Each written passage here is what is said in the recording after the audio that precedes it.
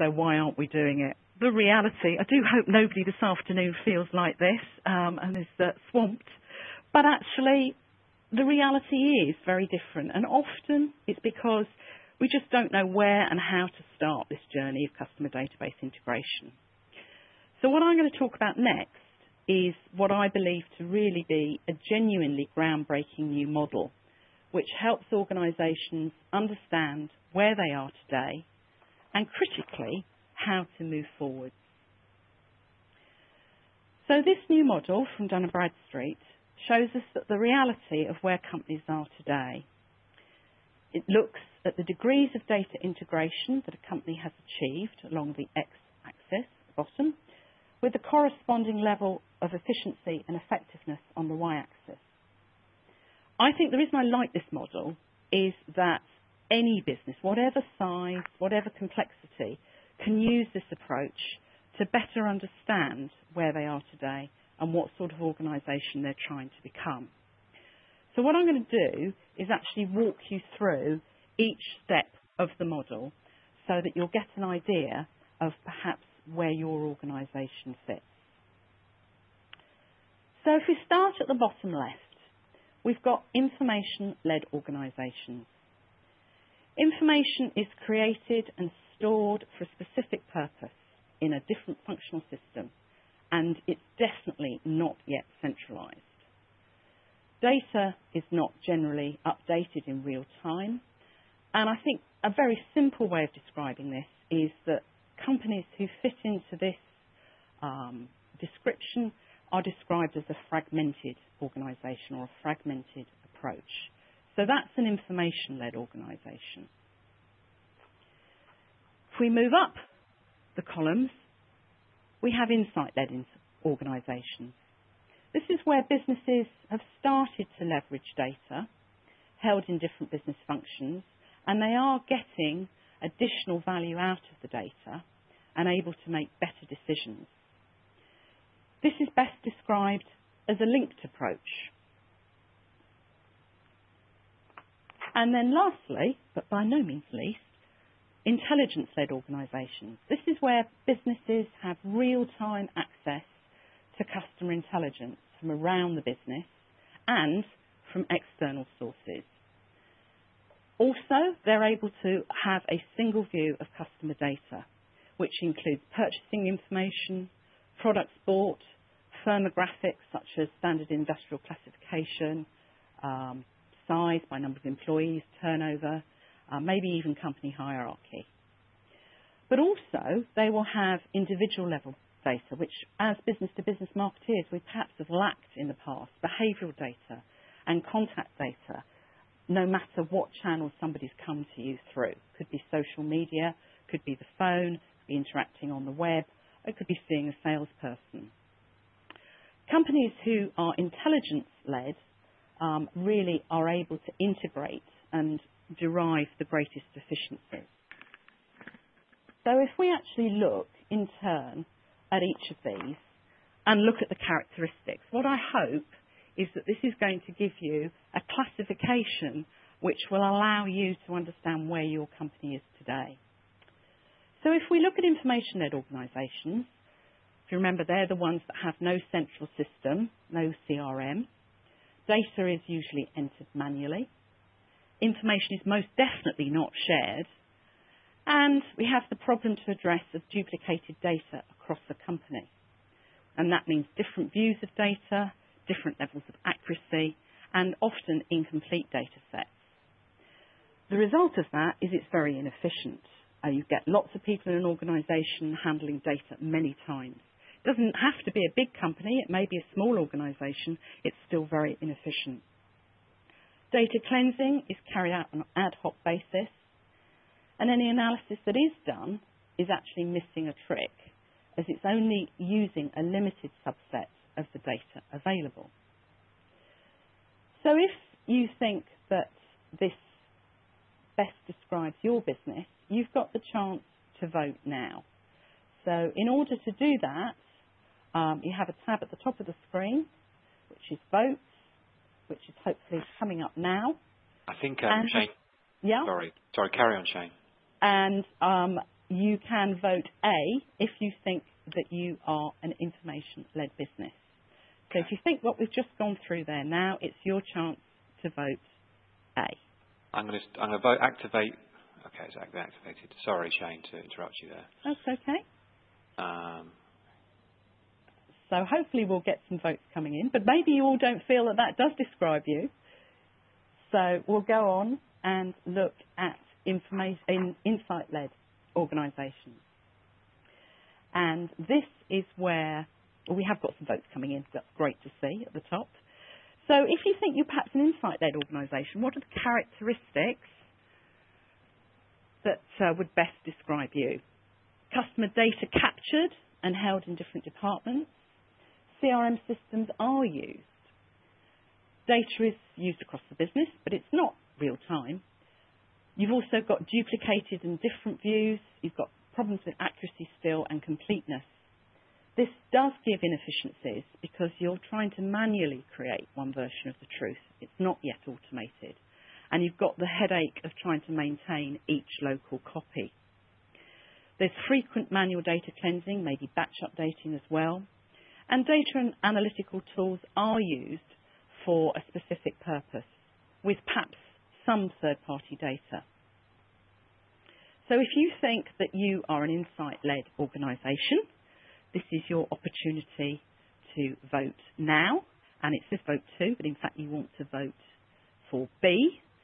So you can vote there if you believe that you're an insight-led organisation. And we will compare the results when we've done our final vote after we've gone through intelligence-led organisations. These are ones where the characteristics are basically that they have data that automatically is refreshed, real-time connectivity to other systems, third-party data is readily used and in fact integrated to provide live data feeds. You have auto-populated data entry, and you have campaign history. So you can get personalised marketing communications. There are sophisticated analytical and intelligence tools and investments which actually manage to exploit all of these wider data sets and needs. So these companies are genuinely intelligence-led and making their business decisions in that way. So if you feel you are an intelligence-led organisation and that best describes you, then you can vote C now. So having gone through all three types, hopefully you can relate to one of those categories and decide whether you're fragmented, linked or integrated. And we will have a look at the votes in a moment. So if we actually compare perhaps your results to that of the wider market, because in a recent survey by D&B to over 170 companies, what they found was that the results for the majority of the company, which I'll come back to in a moment because I'm just looking at the live poll, were actually that most companies were information-led. Now, this is quite interesting. So all of you who've participated in our poll today seem that actually the majority view, at 41%, is that you are an insight-led business. So I think that's very interesting that the people who actually have come to join this webinar perhaps are slightly ahead of the people who had done the offline survey. And interestingly enough, still the smallest category at C is are you an intelligence-led business?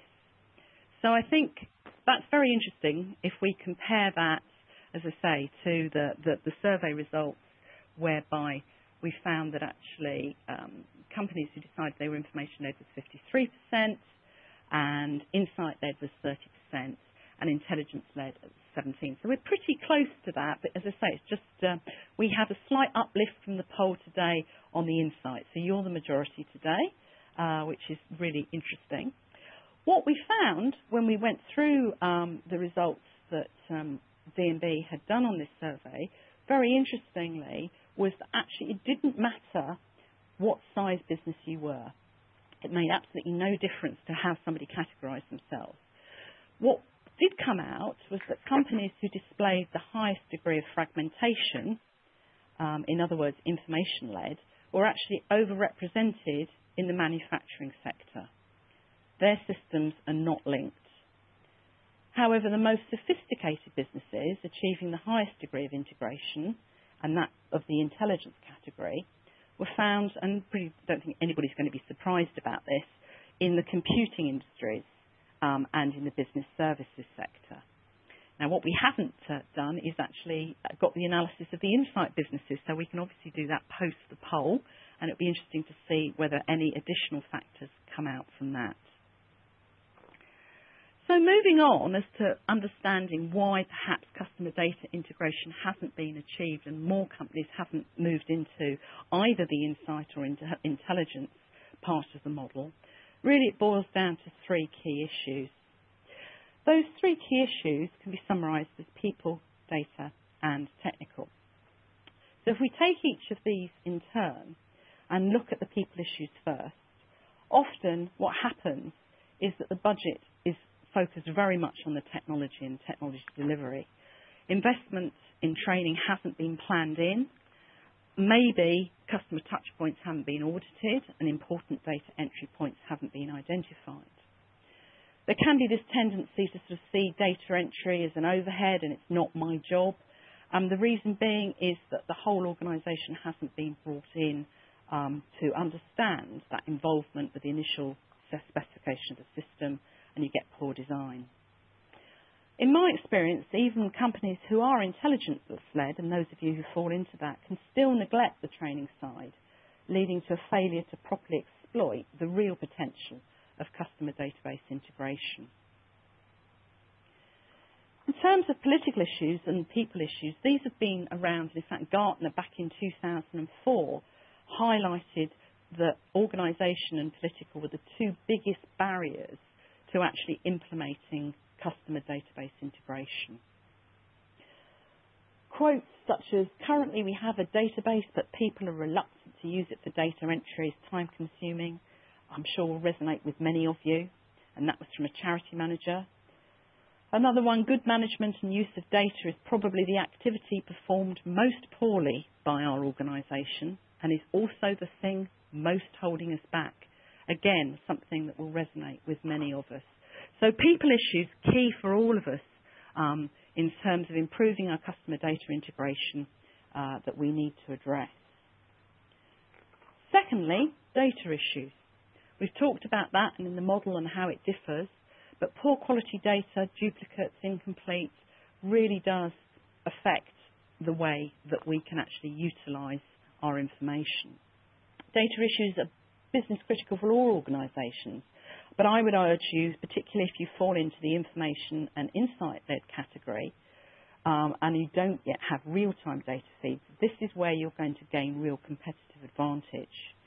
Because even in intelligence-led organisations, we're basing decisions on the data. Therefore, is it truly robust? And as it becomes more and more under the microscope, we need to know whether it's fit for purpose. And then lastly, technical issues. We've got the opportunity today to address these. We've got more tools than ever before. Even if you've got historic investment in legacy departmental systems, it is now easier to overcome some of the issues here. The longer term benefits often for many companies investing in database integration are being overcome by having very good arguments to present to the board based on ROI. There is still an issue, however, for those of you who work for PLCs with very short-term quarterly forecasts. And a little later on, I'm going to address how you can move through that and actually get very quick wins